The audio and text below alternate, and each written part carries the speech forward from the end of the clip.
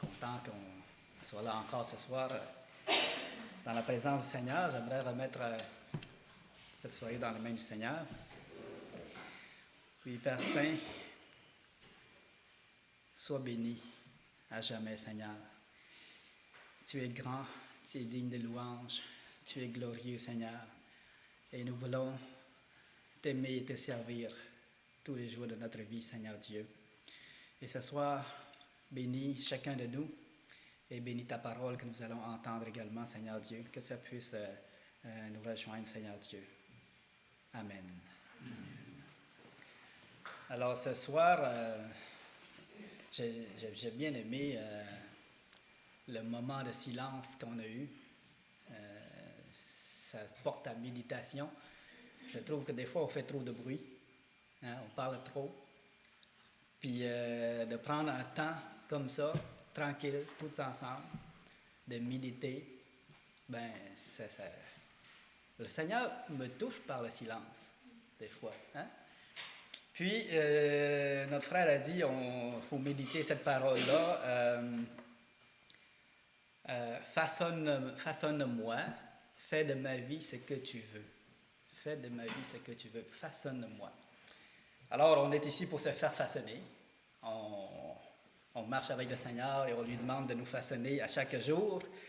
Et ce soir, ça rejoint un peu cette idée-là. Je vais vous parler de la sanctification. La sanctification. Bien évidemment, ce ne sera pas la première fois que vous allez avoir entendu parler de cela.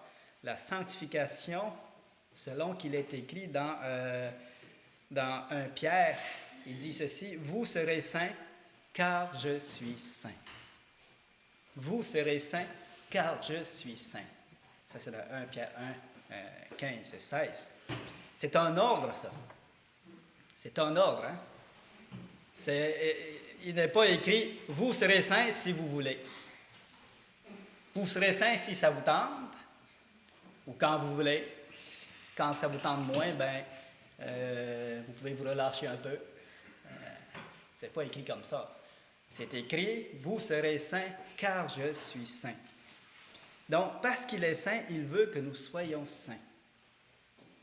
De là découlent toutes les exhortations à la sainteté qu'on retrouve dans la Bible et qu'on entend lors des prédications, tout ça. Pourquoi est-ce qu'on doit se sanctifier? Tout simplement parce que Dieu est saint et parce qu'il veut qu'on soit saint aussi. Si Dieu n'était pas saint, on n'aurait pas besoin de se sanctifier. Il ne nous aurait même pas demandé qu'on se sanctifie s'il n'était pas saint. Mais il dit, « Vous serez saints car je suis saint. » Et alors, il veut qu'on lui ressemble. Il veut qu'on lui ressemble, et c'est normal. Donc, parce qu'il est saint, il ne peut tolérer le péché. Moi, personnellement, il y a beaucoup de caractères de Dieu ou d'attributs de Dieu qu'on ne retrouve pas dans les dieux païens. Entre autres, la sainteté. La sainteté, moi j'ai déjà lu les histoires des dieux païens, je connais l'histoire de Bouddha, je connais les dieux grecs et d'autres divinités également. Ils ne parlent pas de sainteté. Ils vont parler de leur force. Ils vont parler de leur pouvoir spécifique, hein, leur soi-disant force ou pouvoir particulier, tout ça, leur capacité, mais jamais de sainteté. Jamais de sainteté. Alors que notre Dieu, bien, la sainteté de Dieu est bien présente dans la Bible. Elle est présente dans toute la Bible. Il est question de ça depuis le début jusqu'à la fin, de la sainteté de Dieu. Alors, on peut le lire à plusieurs reprises. Quand on lit l'Ancien Testament, il dit « Il est le Saint d'Israël. » Hein? Un des titres qu'on a de lui. Il est le Saint d'Israël. Et dans Ésaïe, dans la vision des séraphins, au chapitre 6, les séraphins se parlaient l'un à l'autre et disaient « Saint, Saint, Saint est l'Éternel des armées. Toute la terre est remplie de sa gloire. » Saint, Saint, Saint est l'Éternel des armées. Et les 4 êtres vivants dans l'Apocalypse, ils ne cessent de dire jour et nuit « Saint, Saint, Saint est le Seigneur Dieu, le Tout-Puissant, qui était, qui est et qui vient. » Saint, Saint, Saint est le Seigneur Dieu. Et il dit encore dans l'Apocalypse, « Voici ce que dit le Saint, le véritable, celui qui a la clé de David, celui qui ouvre et personne ne fermera, celui qui ferme et personne n'ouvrira. Voici ce que dit le Saint et le véritable. » Alors, la sainteté de Dieu, c'est un attribut qui prend beaucoup de place. Je ne dis pas qu'il y a un autre attribut qui prend moins de place, pas ça, là. Mais ça prend beaucoup de place dans la parole de Dieu. Alors, la sainteté de Dieu, à quoi est-ce que je compare, à quoi comparerais-je la sainteté de Dieu?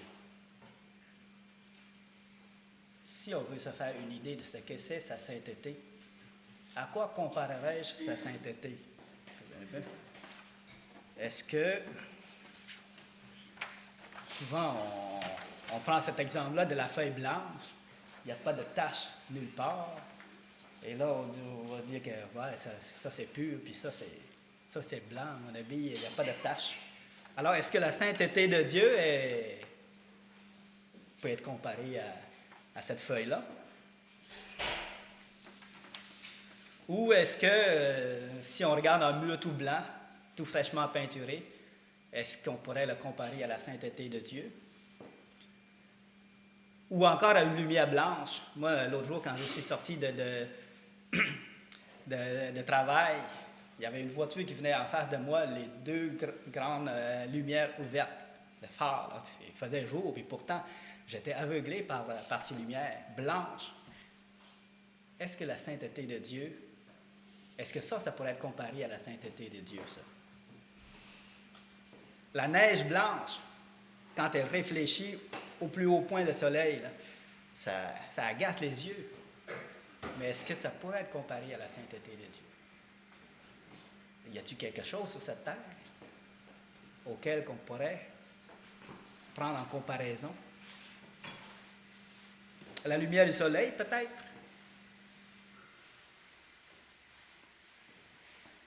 La Bible nous dit « Dieu est lumière et il n'y a point en lui de ténèbres. » Ça, c'est 1 Jean 1, 5. Ensuite, nul n'est comme toi, Éternel. Nul n'est saint comme l'Éternel. Il n'y a point d'autre Dieu que toi, il n'y a point de rocher comme notre Dieu. Ça, c'est dans Samuel. Et Moïse a dit ceci, « Qui est comme toi parmi les dieux, ô Éternel? Qui est comme toi éclatant de sainteté, digne de louange, opérant des prodiges? » Alors, je vous cite des versets comme ça parce que c'est à force de répéter que là, on peut plus intégrer la notion comme telle. À quoi que je suis convaincu que vous avez déjà la notion. Alors, un autre verset, « Tes yeux sont trop purs pour voir le mal. » Tes yeux sont trop purs pour voir le mal. Tu ne peux regarder l'iniquité. Ça, c'est dans Habakkuk. Donc, à quoi comparerais-je la sainteté de Dieu? Sur cette terre, je pense qu'il n'y a rien qui pourrait être comparé. Même pas la lumière du soleil. La lumière du soleil, c'est dangereux de regarder ça en face. En plein midi, là, on serait aveuglé. Mais je suis convaincu que la gloire de Dieu et sa sainteté est plus aveuglante que ça. Sa sainteté entre en conflit avec le péché. Ou notre péché entre en conflit avec sa sainteté. Puis c'est à cause de cela qu'une bonne partie de l'humanité et aussi une partie des anges seront jetés dans le feu éternel. C'est à cause de quoi? C'est parce que Dieu est saint et qu'il ne peut tolérer le péché. C'est fort, ça. une grosse partie de l'humanité sera jetée dans le feu éternel. Parce que Dieu est saint et qu'il ne peut admettre le péché. Alors, juste pour vous donner un peu plus de détails, une comparaison là-dessus, je suis dans la sainteté de Dieu. Sa sainteté, il est saint à un tel point qu'un seul péché suffit pour condamner le coupable. Un seul péché suffit pour condamner le coupable. Vous vous souvenez de Matthieu 5, le verset 22, il dit « Moi je vous dis, celui qui se met en colère contre son frère sera traduit en justice. Celui qui dit « imbécile » passera devant le tribunal. Et celui qui le traite de fou est bon pour le feu de l'enfer. » Quand on lit ça, là, on voit comment que Dieu est le péché. Comment que Dieu est le péché. Un seul péché. Puis c'est pas même gros, ça, là. Hein, si on avait à lister les péchés par ordre de grandeur, se mettre en colère, ou dire à quelqu'un qu'il est imbécile, en langage humain, c'est pas si grave que ça, là. Hein? Mais le Seigneur a dit que celui qui se met en colère contre son frère sera traduit en justice. Celui qui lui dit imbécile passera devant le tribunal, et celui qui le traite de fou est bon pour le feu de la géhenne. Un seul péché suffit à condamner un coupable, si on ne regarde que sa sainteté. Ensuite, le péché d'Adam et Ève. Avez-vous remarqué que c'est suite à un seul péché? Ève a désobéi une fois, Adam a désobéi une fois. C'est le châtiment. Avez-vous pensé comment c'est sévère un peu? Pourquoi? Nous souvent, avec nos enfants, c'est seulement après 2 ou 3 désobéissances qu'on va prendre action, on est tolérant, tout ça. Mais Adam et Ève, un seul péché, et vient la punition. Pourquoi? Parce que Dieu est saint. Il ne peut admettre le péché. L'histoire d'Uza, je ne sais pas si tout le monde connaît cette histoire-là de Uza. Quand que David voulait amener l'arche de l'Alliance, il voulait l'amener dans la ville de David, puis il avait embarqué dans un char, puis l'arche allait tomber, et Uza était proche, il a étendu la main pour empêcher que l'arche tombe à terre. Et Dieu l'a puni. Dieu l'a puni de mort. Tellement que ce qui est écrit, David était irrité contre l'Éternel. Il ne comprenait pas pourquoi que le Seigneur l'avait puni de cette manière-là. Et il n'a pas pris l'arche. Il l'a envoyé à une autre place parce que là, il trouvait trop dangereux ça. Alors, jusqu'à ce que le Seigneur lui a montré le contraire. Non, l'arche n'est pas dangereux, regarde. Il a béni la maison de Abed et donc, en tout cas, si je me souviens bien, il l'a béni, de sorte que David, là il était content d'aller reprendre l'arche, puis il dansait, puis là, il chantait devant l'Éternel, tellement que sa femme le trouvait fou. Mais bon, Seigneur, quand on lit ça, moi j'étais choqué aussi, moi, au début. Hey, le Seigneur l'a puni de mort, puis c'était pas grand-chose, là. C'était pas grand-chose. Puis en plus, c'était dans une bonne volonté. Hein? Dans une bonne volonté. Mais, à cause de sa sainteté,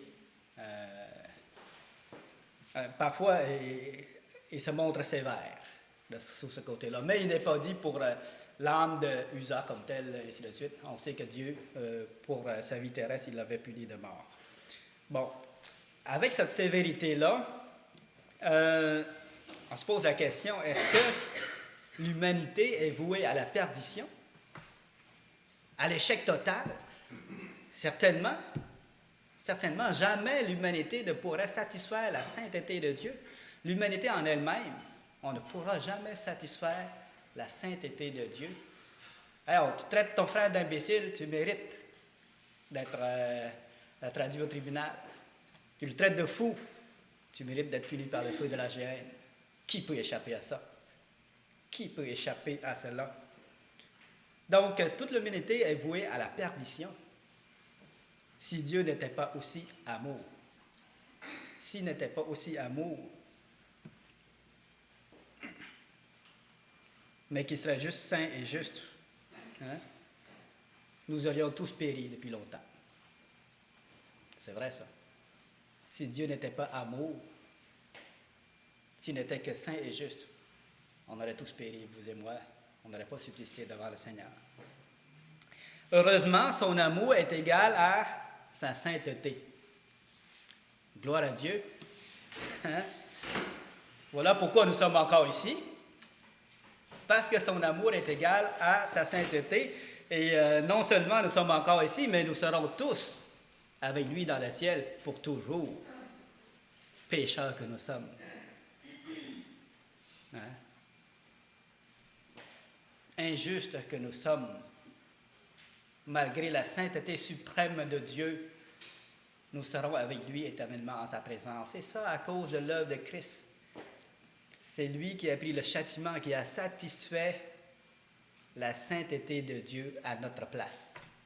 Quand il a pris notre châtiment sur la croix, quand il a porté notre châtiment sur la croix, quand il a subi la colère de Dieu, il a satisfait la colère de Dieu à notre place. C'est à cause de lui qu'on pourra qu'on pourra être dans sa présence éternellement. OK, un autre aspect, la sainteté de Dieu est la perfection de tous ses autres attributs. Ça, c'est bon de voir ça. Sa puissance, quand on parle de la puissance de Dieu, c'est une puissance sainte. Quand on parle de son amour, il a un amour saint. Quand on parle de sa sagesse est sainte. Alors la sainteté de Dieu est la perfection de tous ses autres attributs et on va le voir dans tout ce qu'il fait également. Dieu est conforme à sa sainteté dans tout ce qu'il fait, dans tout ce qu'il est. Ses paroles sont des paroles saintes. Ses pensées sont saintes. Sa demeure est sainte. Hein? Tout est saint. Sa jalousie même, c'est une sainte jalousie. Sa colère, une sainte colère contre le péché.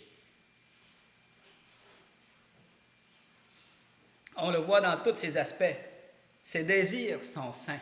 Sa volonté est sainte. Et on peut continuer comme ça longtemps. On voit que à ce moment-là que le Seigneur, dans tout ce qu'il est, dans tout ce qu'il fait, est conforme à sa sainteté. Alors, pour nous autres, on est loin de là. On est plein de conflits. En tant que chrétien, on est plein de conflits. Parlons de la sainteté du croyant. À quoi comparerais-je la sainteté du croyant? À quoi comparerais-je ma sainteté? Je devrais essayer de réfléchir là-dessus. Je suis où, là, avec le Seigneur maintenant?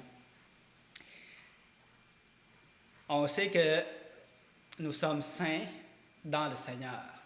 Moi, j'appelle ça une position sainte. Nous avons une position sainte en Jésus-Christ. Parce que nous avons revêtu Christ et sa sainteté. Dans Galates 3, 26, il dit « Vous tous qui avez été baptisés en Christ, vous avez revêtu Christ. »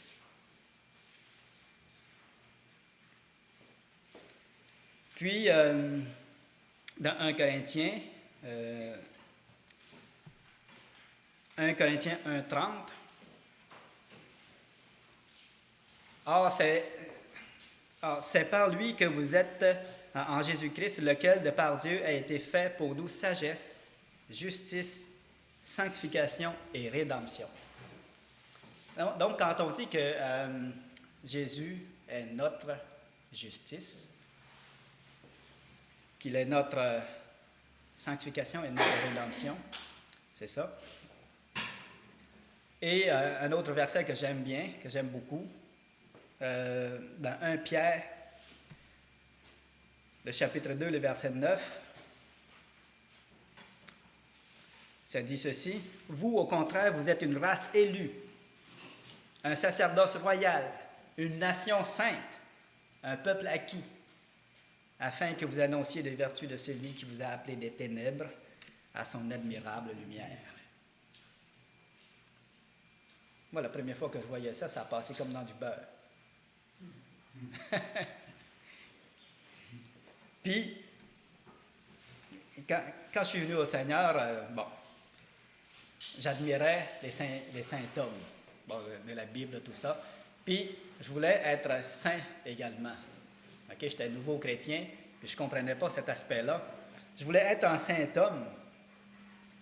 Puis, à un moment donné, en assistant à des conférences, en écoutant des prédications, tout ça, là, j'ai entendu le prédicateur dire que, voilà, on est saint. En Jésus-Christ, on est saint. Et là, il lit ça. Et là, j'étais tout content d'apprendre ça. Wow! On est saint. On est saint. Hein? Parce que dans ce temps-là, en étant jeune, je pensais je savais que les saints de l'Église catholique, là, ça valait pas grand-chose là, comme titre. Là.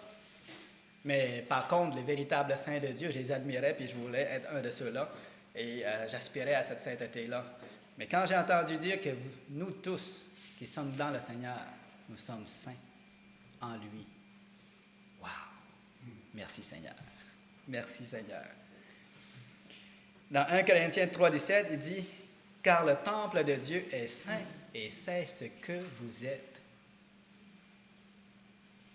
C'est ce que vous êtes. Quand on dit tantôt « sa demeure est sainte ».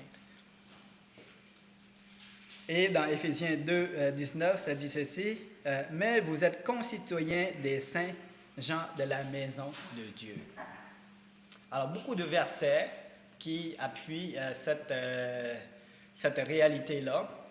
Et dans les lettres de Paul, on le voit aussi, souvent il dit « Tous les saints vous saluent, rendez service aux saints, et ainsi de suite. » Alors, comme ce soir, je suis convaincu, je peux dire que je m'adresse aux saints de l'Assemblée de Jean-Pierre. Vous êtes tous saints dans le Seigneur. OK? Donc, merveilleux, merveilleux, la position dans le Seigneur, en Christ. Jamais, de par notre propre force, on pourrait prétendre à cette position-là, à cette sainteté-là. Alors, il n'y a pas de doute, nous sommes saints. Nous sommes saints parce qu'il nous a lavés par son sang. Nous sommes purs parce qu'il nous a purifiés. Nous sommes justes parce qu'il nous a justifiés. Pas parce que nous, parce que lui.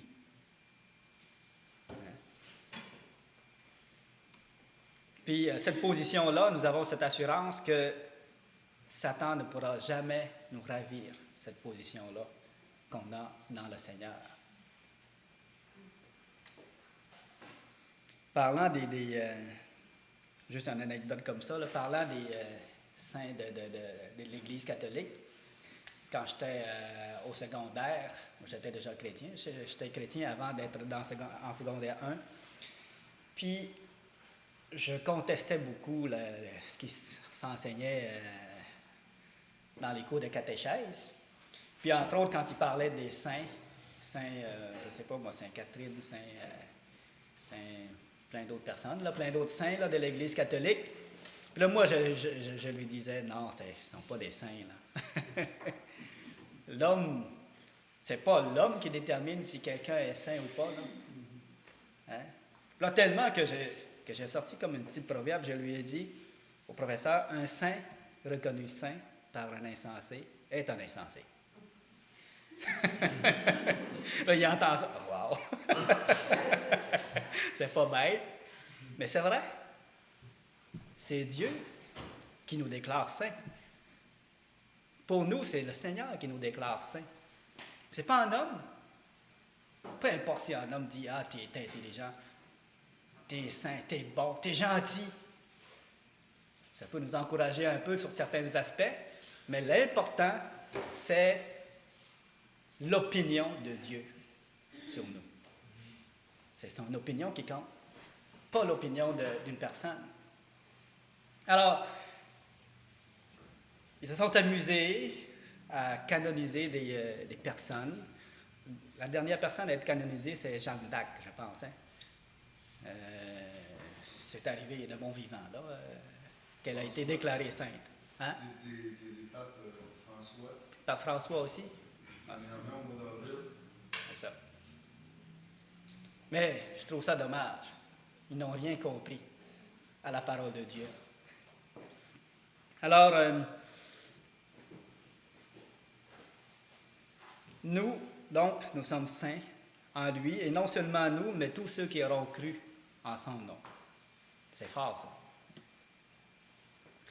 Donc, on parle de cette position de sainteté qui est une assurance, qui nous est acquise par le Seigneur Jésus, qui ne nous sera jamais enlevée. So, gloire à Dieu pour ça.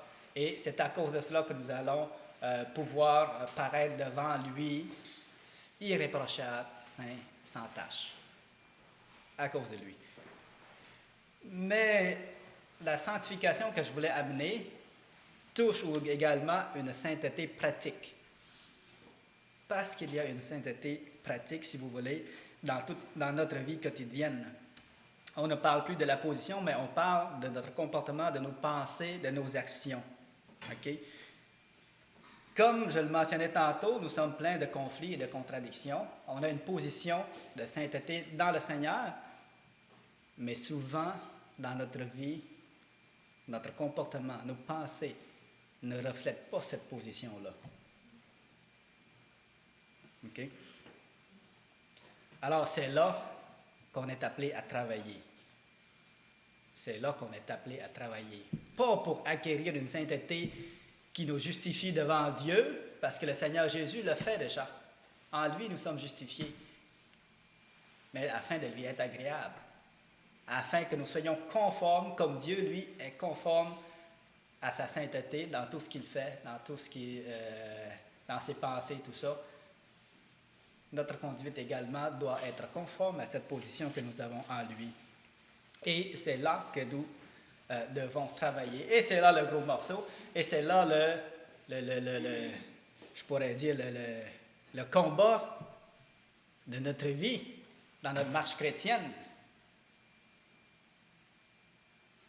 De marcher dans la sainteté, c'est pas facile. Ce n'est pas quelque chose d'automatique. Ce n'est pas quelque chose d'automatique. Il y a des efforts à faire. Et la parole de Dieu nous le dit. Dans 1 Pierre 1, 15, 16, justement, si vous voulez aller le lire.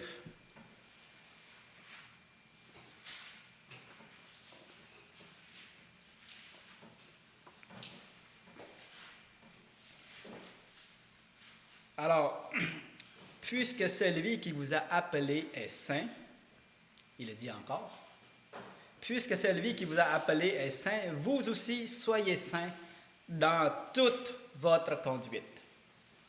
Dans toute votre conduite. Selon qu'il est écrit, vous serez saints car je suis saint. Alors ici, il parle de toute notre conduite. On a du travail à faire. Ça ne vient pas automatique. Et le Seigneur comprend nos chutes, il comprend nos luttes, il comprend nos tiraillements, il comprend. C'est pour ça d'ailleurs qu'il a envoyé son Fils sur la croix. Dans 2 Corinthiens 7, 1. Ayant donc de telles promesses, bien-aimés, purifions-nous de toute souillure de la chair et de l'esprit, en achevant notre sanctification dans la crainte de Dieu. Okay? Il parle encore de la sanctification. Et dans 1 Thessaloniciens 4, les versets 2 à 5.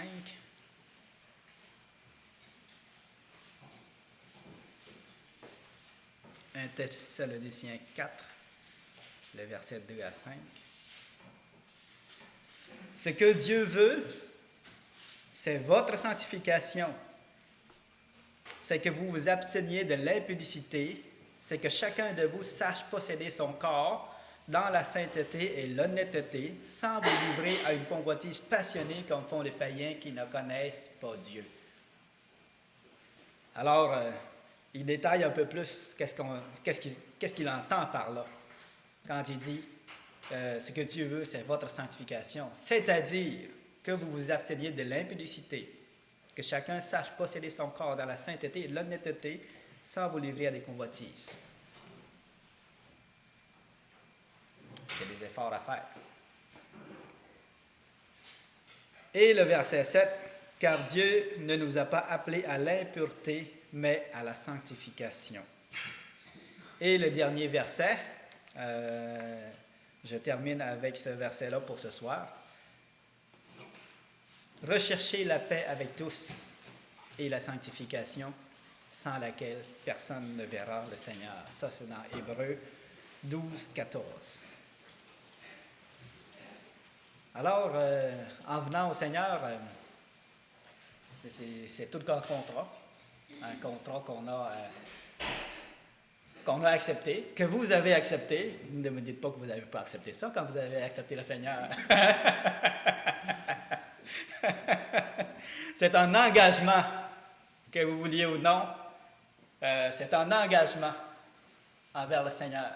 Il nous a sauvés et maintenant il nous demande de marcher dans la sanctification de jour en jour. Et il faut beaucoup de prières aussi. Et ça prend du temps aussi, du temps. Ça prend beaucoup de temps. Moi, ça fait quoi? Ça fait presque 30 ans que je suis chrétien. Dieu n'a pas fini encore de me travailler. Donc, la sainteté de Dieu est extrême, comme on a vu. Un seul péché suffit à condamner le coupable.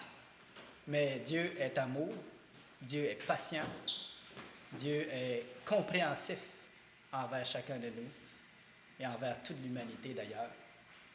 Puis, gloire au Seigneur pour cela. Pour ce soir, je vais terminer là, puis je continuerai une autre fois plus en détail sur la sainteté pratique, si vous voulez, si ça vous convient comme expression. OK? Parce que pour différencier de la sainteté de position en Christ versus la sainteté pratique que nous devons pratiquer, au fond. Amen? Amen.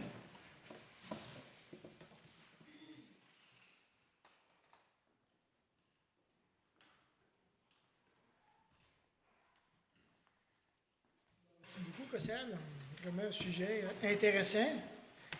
On a besoin de grandir à ce niveau-là. On a besoin de comprendre encore de plus en plus qu'est-ce que la parole nous demande. J'avais un verset qui va avec, qui dit « Mais sanctifiez dans vos cœurs Christ le Seigneur, étant toujours prêt à vous défendre avec douceur et respect devant quiconque vous demande raison de l'espérance qui est en vous, ayant une bonne conscience. » Afin que de même où ils vous calomnient comme si vous étiez des malfaiteurs, ceux qui décrivent votre bonne conduite en Christ seront couverts de confusion. Vraiment un beau passage. Peut-être que tu vas le toucher à un moment donné. Et c'est vraiment bien. Sinon, mais c'est moi qui vais le toucher un petit peu plus tard, parce que je développe l'épître de Pierre, ça fait que c'est dans 1 Pierre 3. Alors, merci beaucoup, Cassel, pour ce message que tu nous as partagé.